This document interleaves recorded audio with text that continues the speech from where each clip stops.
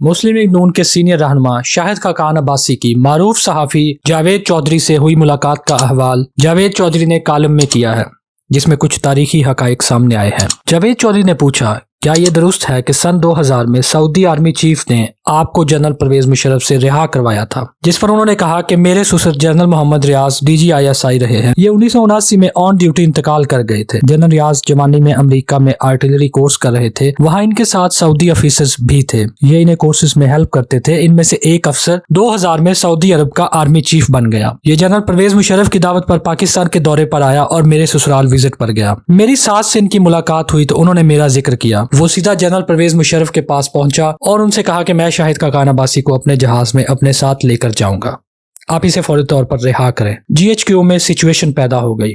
हम लोग इस वक्त अटक किले में बंद थे। जनरल परवेज मुशर्रफ का जहाज डाइवर्ट करने का हुक्म मैंने दिया था और मैंने बाद अज़ा अपना जुर्म तस्लीम भी कर लिया था।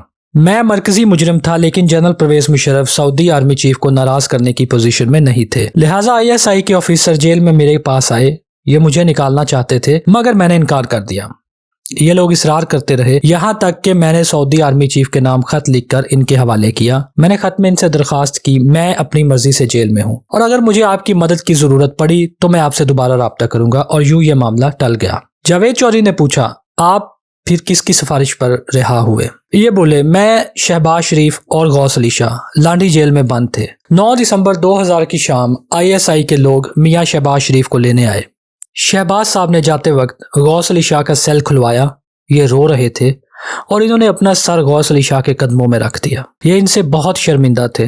बहरहाल ये चले गए और पीछे मैं और गौस अली शाह रह गए। हम खाना इकट्ठा खाते थे, ये भी खामोश रहते थे और मैं भी। सच्ची बात है, मैं इनसे आंख नहीं मिला पाता था। मैं सोचता था, हम पंजाबियों ने इनके साथ क्या किया? इन्हें जेल में छोड़कर भाग गए। ये हमारे बारे में क्या सोचते होंगे? शाह साहब के इस दौरान ISI के साथ मुज़ाकरात शुरू हो गए।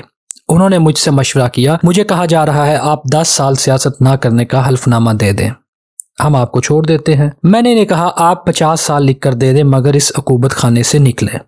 ये एक दिन सुप्रिटेंडेंट के कमरे में गए और फिर वापस नहीं आए।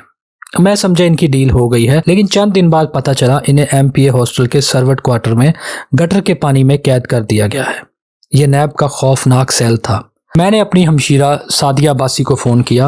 ये चौधरी शुजात के पास गई और चौधरी साहब ने फ़ोन करके इन्हें सेल से भी निकलवाया और फिर डील कराकर इन्हें मुल्क से बाहर भिजवा दिया। चौधरी शुजात हुसैन एक शानदार इंसान है। मैं जितना अरसा जेल में रहा, ये हर हफ्ते मेरे घर जाकर मेरे घर वालों को तसल्ली देते थे। जावेद चौधरी ने फिर पूछा, आपकी सिफारिश आखिर किसने की थी? ये कहका लगाकर बोले, मेरे सिफारिशी मेजर जनरल राशिद कुरैशी थे। इनकी बेगम मेरी बहन की क्लास फेलो रही थी। इसने इनकी बेगम से राब्ता किया।